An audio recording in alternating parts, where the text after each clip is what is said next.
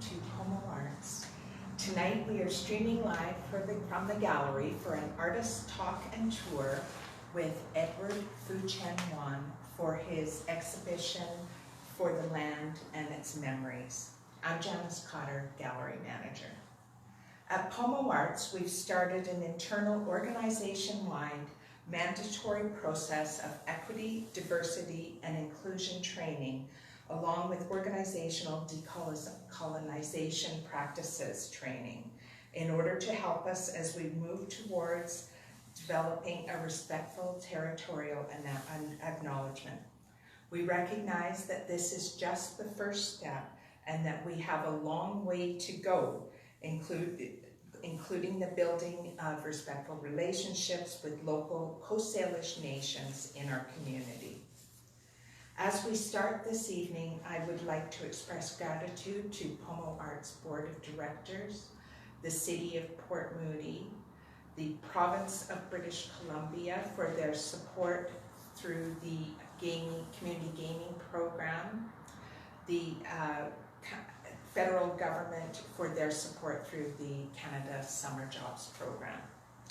Thank you for joining us for the second of our artist talks in this series of new exhibitions. I'm delighted that Ed is here in the gallery to tell you about his show. Edward Fu-Chen Juan is a visual artist with an interest in environmental protection that comes from his upbringing on an organic farm setting, and the teachings of his parents, who were one of the early pioneers of organic husbandry in East Asia. His current art practice is printmaking on paper with water-based ink extracted from indigenous plant ingredients. Presently, he has expanded his process to papermaking with unconventional plant fibers of significant cultural importance. I'd like you to welcome Ed for his artist talk. Thanks. Hey everybody. First I would just like to thanks everybody for coming, and this is kind of like a silver lining where everyone gets to see my work and hear my artist talk, that you're not in Vancouver, you're still able to participate. Also, I want to first start off by land acknowledgements. So I live and reside in Vancouver, and that's the traditional ceded territories of the Squamish First Nation, the Musqueam, and the Tillamook First Nation people of the Coast Salish nations. So I want to acknowledge that first. Okay, so I saw from behind the camera, I could see a couple of my friends from Toronto all over, and there's a friend from Europe that's like watching me in Newfoundland. Hopefully you can fall asleep. So let's just get started. Got a dinner date to go to after this, but we'll keep it informal. If you have any questions, leave it to the end of the presentation. Janice is going to come back and curate the question and answer. So this is a series I started about a year and a half ago. You can see there's a bunch of pieces, and they're all calligraphy pieces. And basically, I wanted to find a way to connect my identity as a Taiwanese person and also as being a Canadian. So, I was born and raised in Taiwan. I immigrated to Canada when I was about 9 with my entire family. So I wanted to find that connection. I don't want to say duality because I feel like that's such an overused term, but I feel like, it's my own identity. And so my love of, nature, everybody loves nature in Canada, I'm assuming that, but I wanted to specifically find a way to work with my skills as a printmaker and papermaker, with celebrating biodiversity that we have in Canada. So one of the ways I could do this was through this series, and I basically made, this one is based, so each piece is based on one single indigenous plant of Canada. There's a lot of indigenous plant, but I got 12 so far, so 500 more to go, I think, or 1,000 more to go. But these are all plants that are native to Canada, and they also have great material for ink making actually. So they're dye material, but I'm using it as an ink maker. And you can see on the piece, each piece, you can see there's a line here, and that's the actual piece. So it's actually mounted onto another paper. It's a printmaking paper, but the piece itself is a paper I made with banana palm from Taiwan, and it's called abaca, or some people call it manila hemp. You might have heard of manila envelope. Traditionally, that's what it's made of. It's a type of banana palm that you harvest the heart of the palm to make paper or textile. It's like linen of the tropics. And I was able to create this paper with the material, and then you can see the dye I created, and all the dyes there's several different colors, and this piece is completely based on the plant goldenrod, which a Pacific Coast goldenrod. So all the ink is extracted and from the goldenrod, and I was able to dye the paper partially, kind of like a mosaic. This is one of the early pieces. As you see throughout the show, you see the pieces are progressively a little bit more elegantly, I would say. And then even the text, I wanted to do kind of like, I was really inspired by like medieval manuscript, script writing. So I was thinking like, how can I incorporate my culture of language into a Western styled art piece? So I thought about, why don't I do the same thing, treat like calligraphy like a manuscript from, you know, the medieval era. So I created the goldenrod coming out of the plants, and then of each text. So it literally just says gold, yellow, edge, flower, and question mark, flower. And so of course goldenrod is an indigenous plant to Canada. There is no name for it in traditional Chinese characters, so I wanted to create that for each of them, just giving it a name. And then I also included some insects or birds that I observed when I was foraging this material. So I put some chickadee in there because they were eating the flowers when I was foraging this plant. And I also put a moth because this plant is just full of moth. So yeah, so we can move down to the next piece. And this one is an aster that I was able to forage in the Rockies near Golden, BC.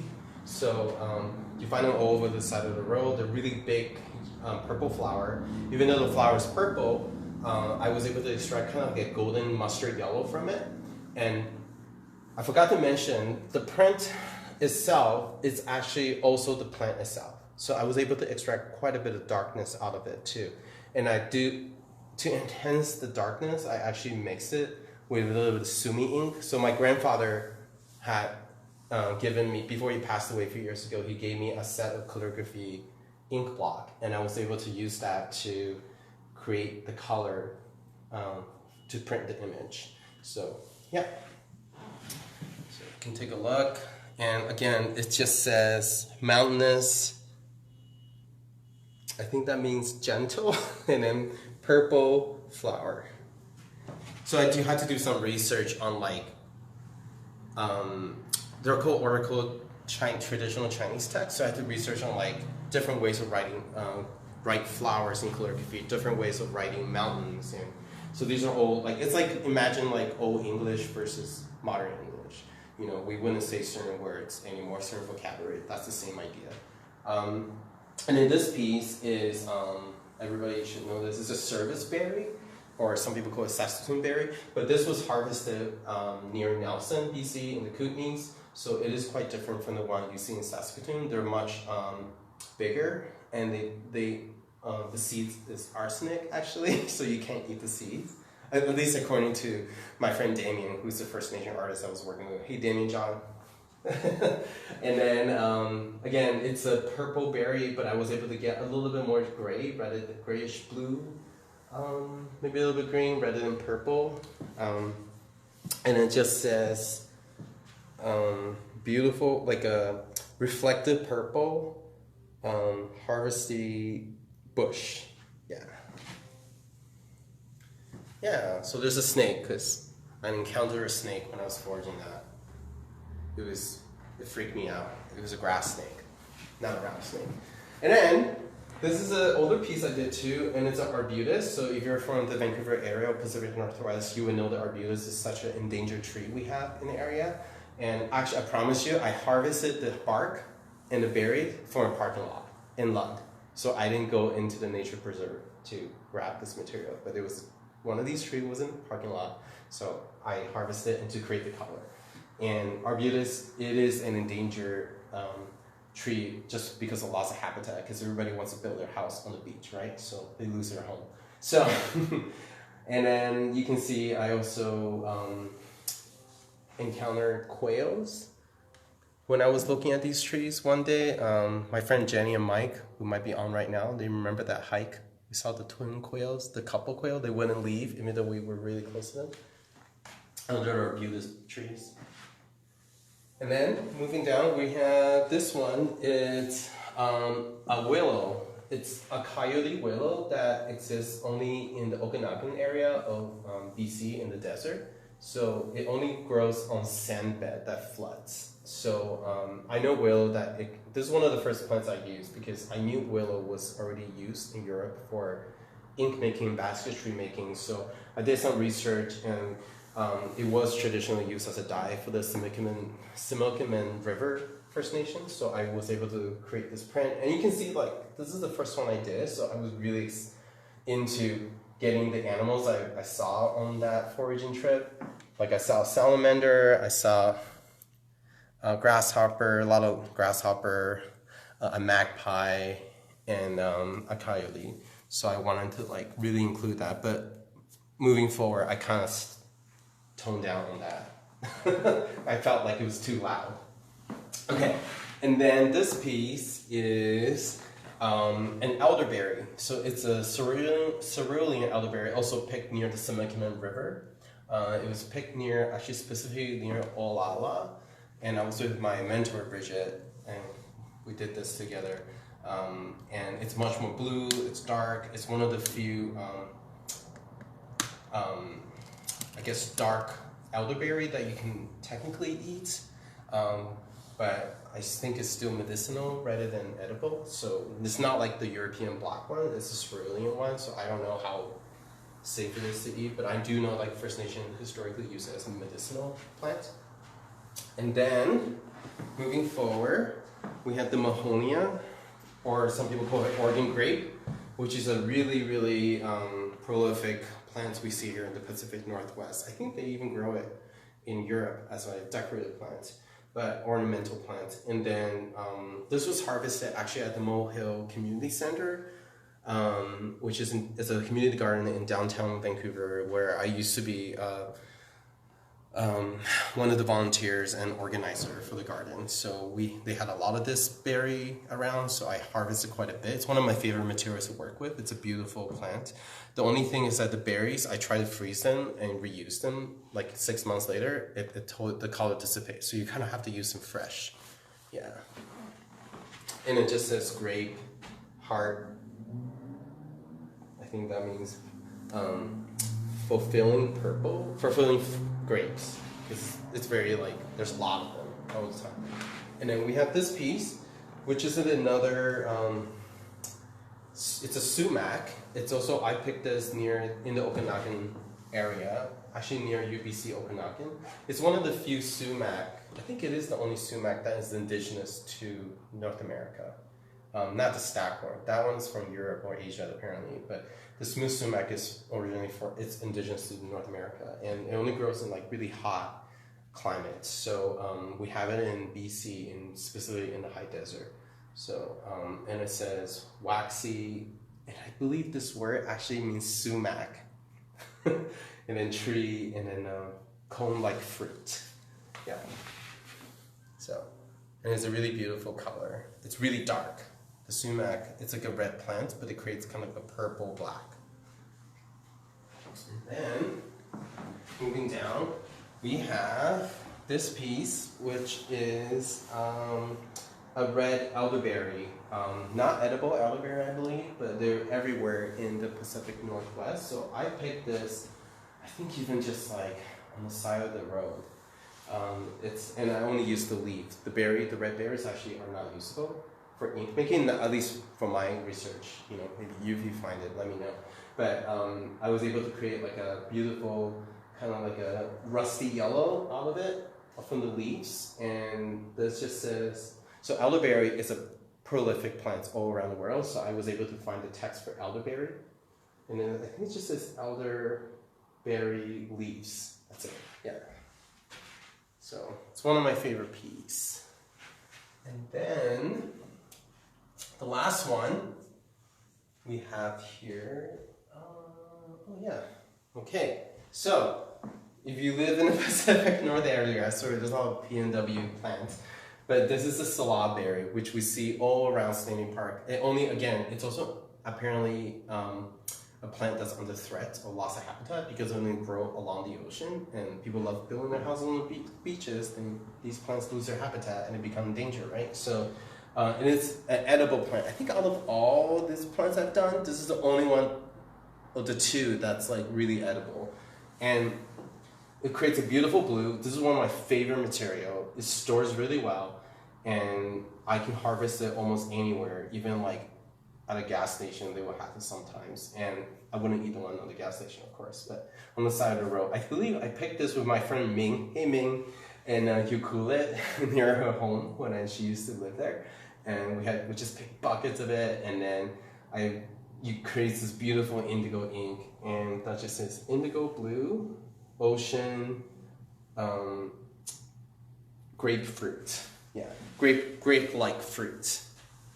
But the fruit means like on a tree rather than just a fruit. Yeah. So in Chinese text, you can like create text. You can find text that, even though that means fruit, if you put a tree next to it, it means a fruit that grows on a tree.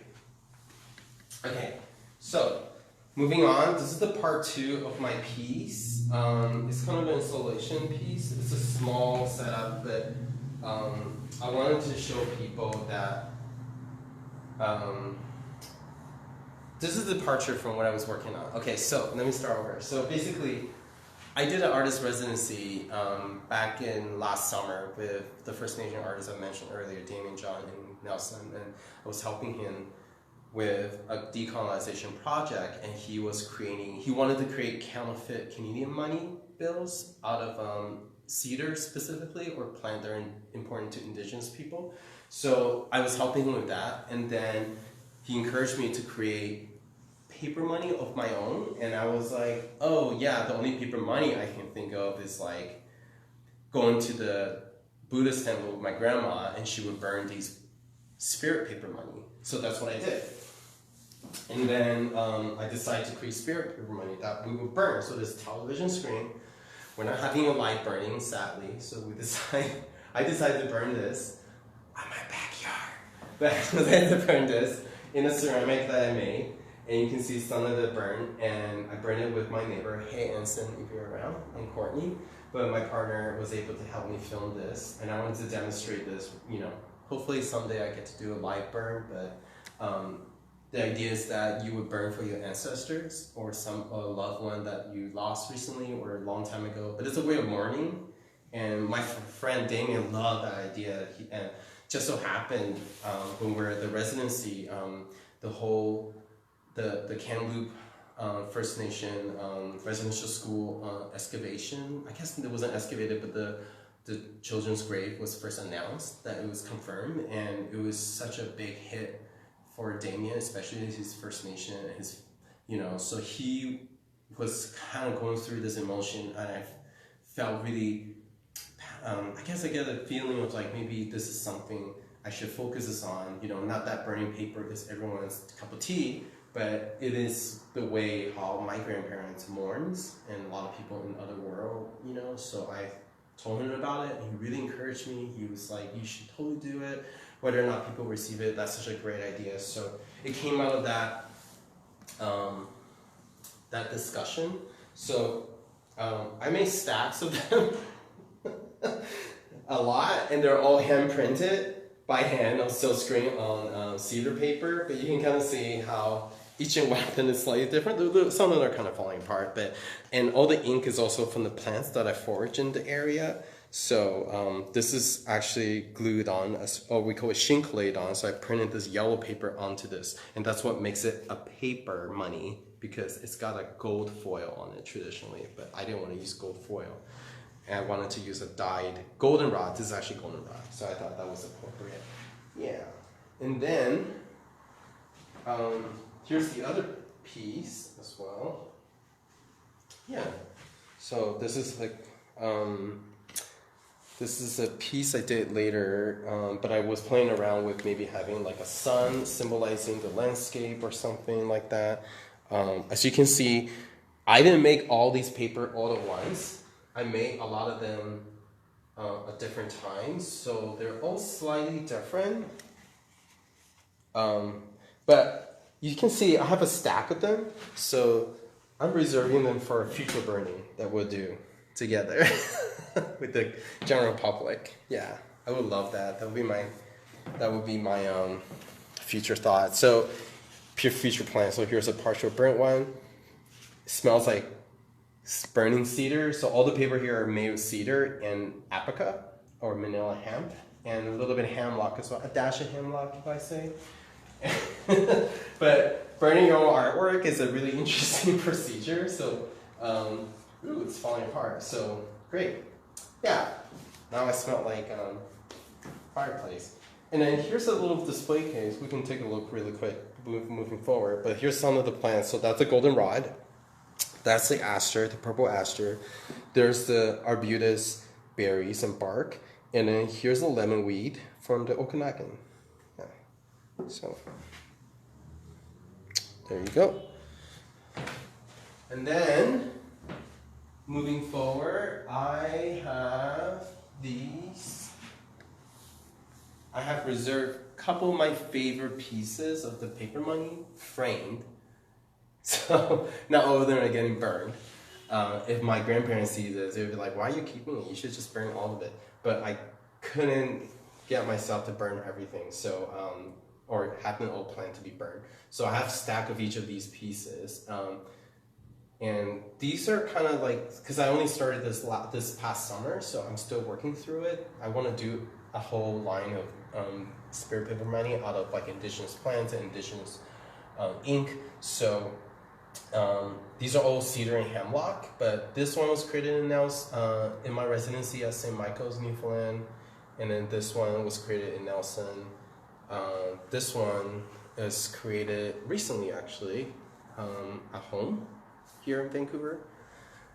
So, yeah. So I'm playing around with the ability to, you know, they're all slightly different, I guess. That's what I'm trying to say. Just because I don't measure how much cedar to put in each paper when I make them. I just make it. I just put pile of cedar and pile of apica and pile of hemlock. Yeah. And then this piece has puffins because I made it in Newfoundland, so I thought why not? But I used what's the berry? I think it's a ground grassy blueberry I picked. Oh no, mountain holly. That's it, mountain holly. And then the yellow is from, I don't remember. But anyways, it's all Newfoundland ink, and this one is all Kootenai ink. So this is the first one I did actually, and it just says Tuja plicata and Tuja terrafolia. That just means Western cedar and Western hemlock. Yeah. So moving forward, I have two more. But yeah, you can kind of see I just print on the yellow foil rather than shinkled or glued on a dyed paper, because I haven't figured it out yet at the time when I did it. And then over here are the last two I did. So this is one of the early one too. This one is made when I was in Nelson with Damien, and this one I made when I was in Newfoundland. So this is the first one I kind of started pasting a yellow. You can see the yellow here and here. This one's more prominent because I dyed a yellow paper. It's an apica paper, and then I shinkled pressed it on with a press. Printed it on with a press, I guess that's what I should say. So, yeah. So, yeah. And then, Oh, take a quick close look, see how fine, like they're both the same ingredients, these two paper, but they look completely different. One is more brown than the other, just because the cedar I put more in the brown paper. I put less cedar on the other paper, so that's just, I do it by the flow. I'm not like mathematically measuring cup, baking a cake, really. So here's the last piece. I just started this, working on lantern. I'm currently working with a lantern family maker in Taiwan. They've been making lanterns since like over 100 years, this family in the mountains of Taiwan. So I was supposed to go back to Taiwan, but thanks to the pandemic, I can't. But what I could do was ask them to mail me the lanterns. And then I got this couple of these lanterns. I have like maybe 10 or 12 lanterns, and this one is the first one I ever made. So I'm working on it. Not like super happy with it, but it is a work in progress. Again, like all the ink on the lantern is dyed with plants here in Vancouver area, Lower Mainland. So the blue is strawberry, the red is, I forgot, it's another berry. And the yellow is the goldenrod. And then the black is actually charcoal and salal. Oh, I remember now. So this red is actually not a berry. I actually cheated.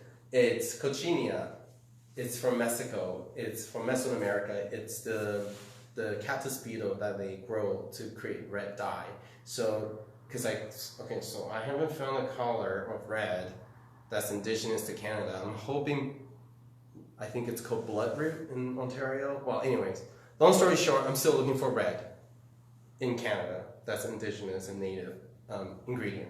But I really want a red, so I created this red just for this piece with cochinilla. So I brought it back from Oaxaca, Mexico when I did a residency there a few years ago. So yeah, and then I completely covered, and it just says tree. So the idea is that this is like a wood grove lantern. So if you just put one, that means one tree. But you put two means woodlands. But when you have three, like so, it means a forest. And that's how you write in Chinese characters. So you learned something today. Tree, woodland, forest. All right, that's it. So we're gonna move on to, I believe, question and answer. And Janice is walking over here. And she has a list of questions. Oh, so she's gonna ask from there, and I'm gonna answer from here. And then if you have any question about a specific piece, I can walk over there with you. Actually, the first question is to do, did you find that some of the natural dyes faded more than others? What did you do to stabilize them? So, I will be honest, none of my ink has faded.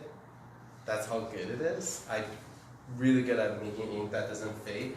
Of course, like if you put it under the sun or in your car, like you shouldn't do any painting, they're gonna fade.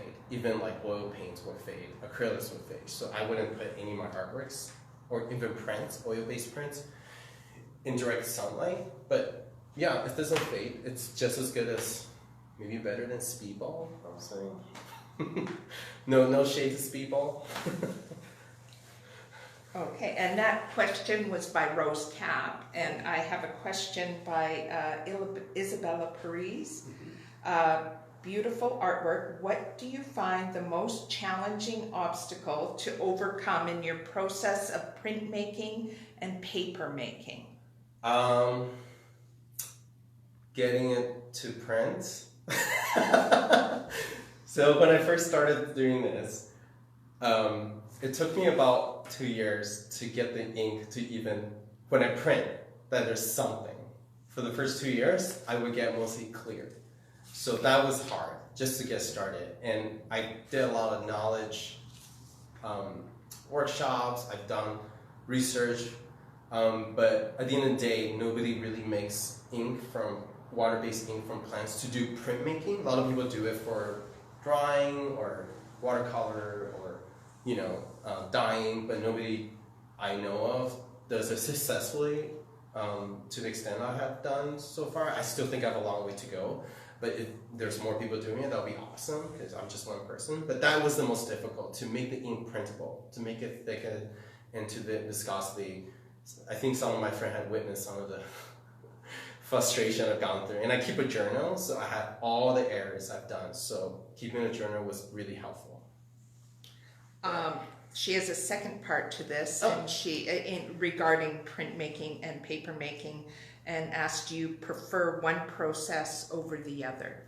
Oh, I think of it as there's the same process. So I don't think of, as a printmaker, I guess I'm more printmaker than papermaker just because I've been doing printmaking the longest, but I think of them as one process. I think of my practice as one process rather than this technique is that, this technique is that, because in the future, maybe I'll include like textiles. Maybe I'll print a textile. I don't know yet. It depends where it takes me, but I don't ever have favoritism. Does that make sense? It's more, I guess I have my favorite pieces rather than favorite techniques. Yeah, let's put it this way. Anthony Liu says, oops, sorry, oh, here it is. Okay, Anthony says, out of all the indigenous plants, you have so far only used and drawn a handful of them.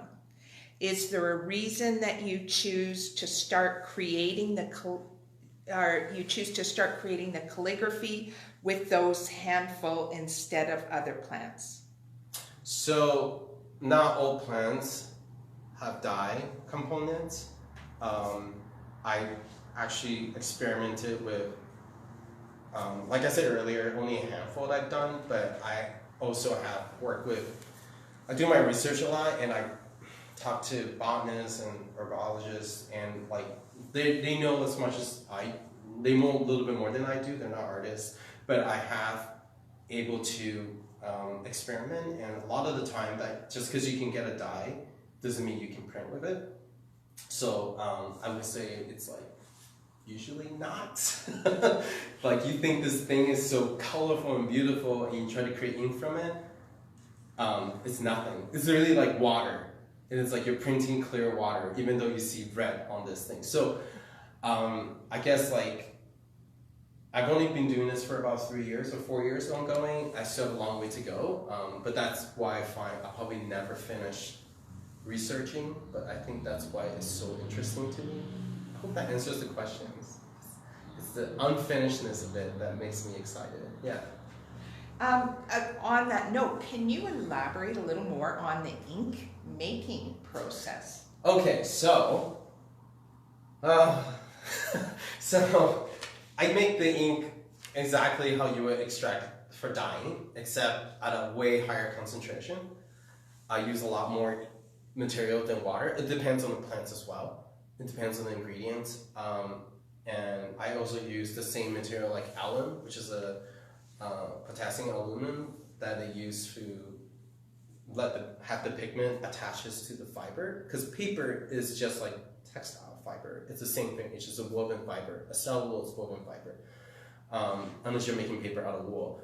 But it's the same idea, so that's the way I go about it. But to thicken the ink, I usually use the same method they would thicken the ink in Japanese printmaking. With block printmaking, they make their own pigments for hundreds of years. So in Japanese woodcut printmaking, they have a process of thickening the ink to do printmaking, and that's how I do it. Yeah. Okay. Now, Corey McGregor has asked, what is your favorite plant dye to work with that can be foraged in the Vancouver area? I would say salal berries. They're all over the sidewalk in Grand Rock Island. They do get groomed though, so pick them before they get groomed. I've seen them all along the Sunshine Coast Highway. You can pick there, near the ferries, they're everywhere. I think they're only around from July till September. So my artwork is very seasonal. I hope that makes sense. And another one is goldenrod, just because they're everywhere, and they're literally everywhere in North America, not just Vancouver. But the Vancouver goldenrod is quite different from the goldenrod, like say you would pick in Quebec. You know, they're just completely different ingredients. I think the one we have here is much stronger, actually. Sarah Lemon says, your work from your time in Mexico and in Canada are beautiful. Do you plan to do printmaking with other indigenous plants native to other countries in the future? I would love to. I was supposed to do it in Taiwan. I had it all scheduled to work with First Nation elders. Guess what happened? The pandemic. So I'm not. But I will. I'm hoping. But I have relationships that I want to go back to. So, yeah, let's wait and see. And actually, when we first spoke, the goal for the lantern was to do it as a collaborative process with the family in Taiwan. Yeah.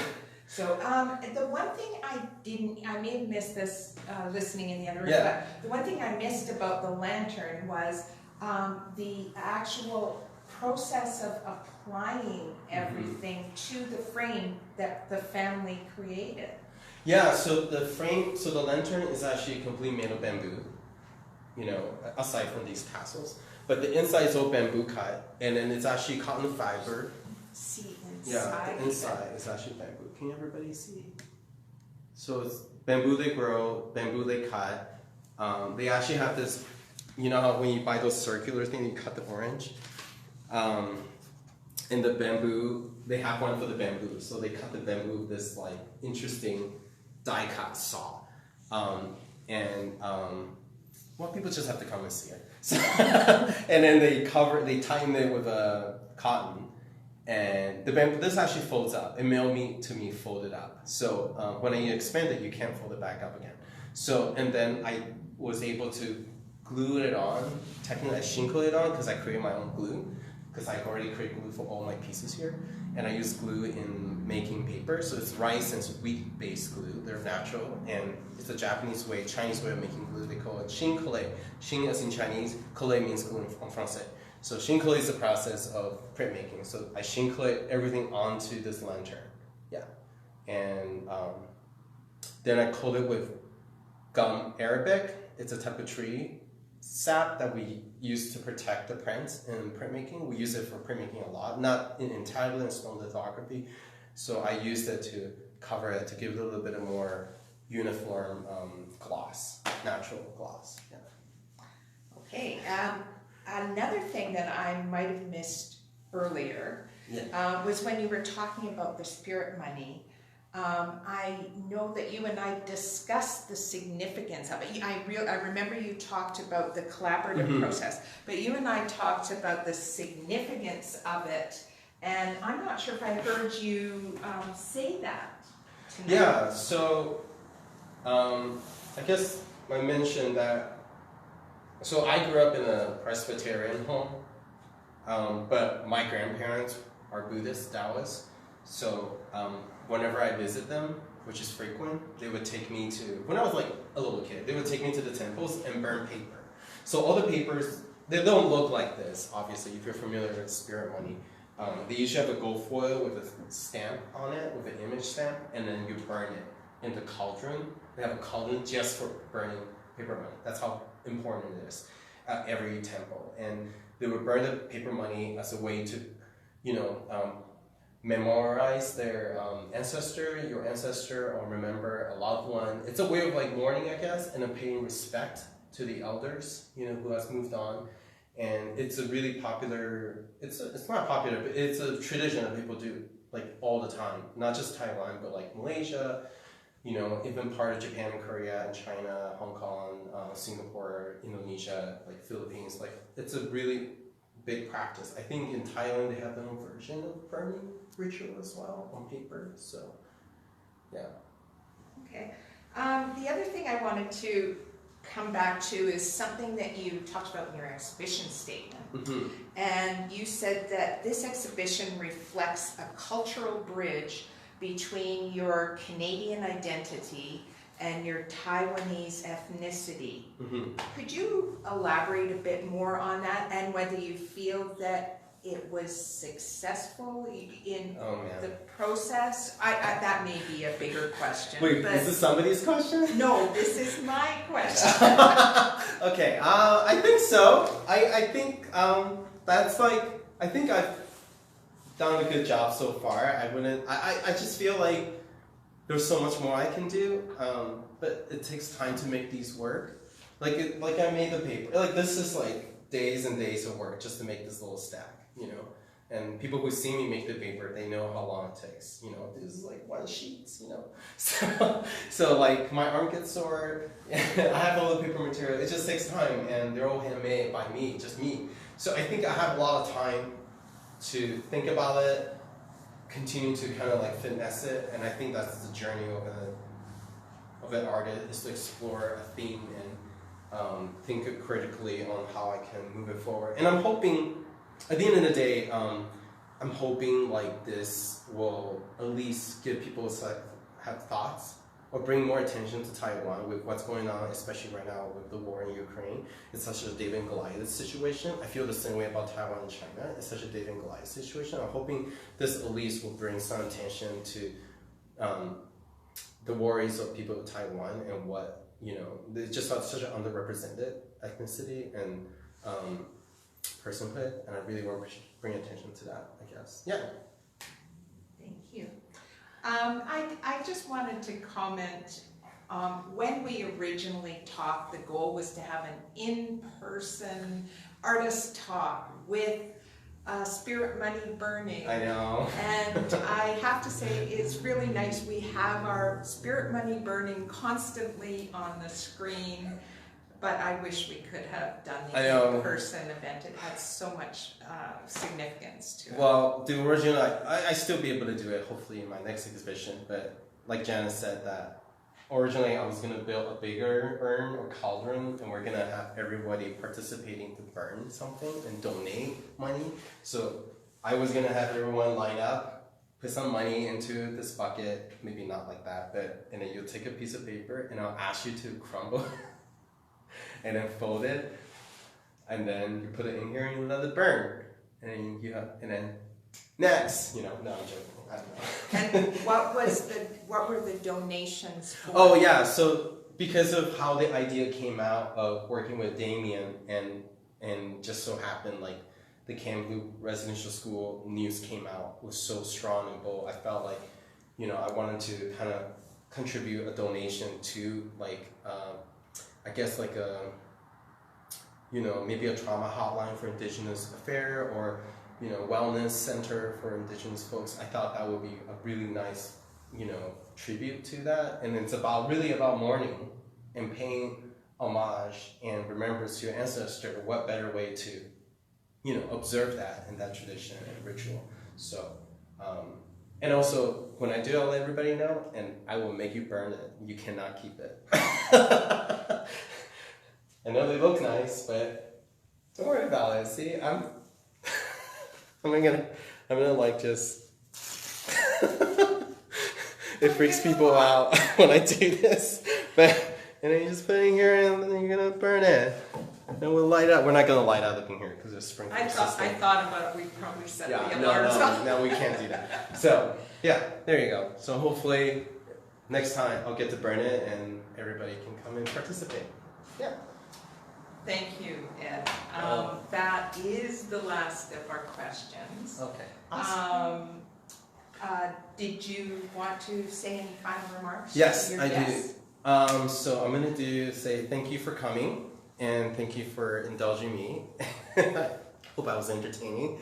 And I want to thank specifically to my two mentors, Bridget Pottermall and Tomoyo Ihaya, for helping me, aiding me through the process of being a fine artist and what a working artist could be, and the identity issues, and even just encouraged me to even apply for grants. And I want to thank Canada Arts Council for supporting my endeavor to work with Damien and John, you know, and the Nelson Arts Council as well for supporting that endeavor as well. So yeah, and thanks Damien for helping me through this process, you know. So yeah, And please come see the show when you get a chance. You guys are open weekdays 10 to 4:30, weekends 10 to... No, weekdays, weekends 10 to 4:30, weekdays 10:30 to 9 p.m. There you go, 9 p.m. on the weekdays, 4:30 on the weekends. That's it. Or check my website, I have it on there as well. Okay, thanks guys. Okay, just before we go, I want to say, please join us again next Thursday when we will have an artist talk and tour from one of the other galleries with Robert Ascroft. Thank you all for coming tonight. Good night. Ciao.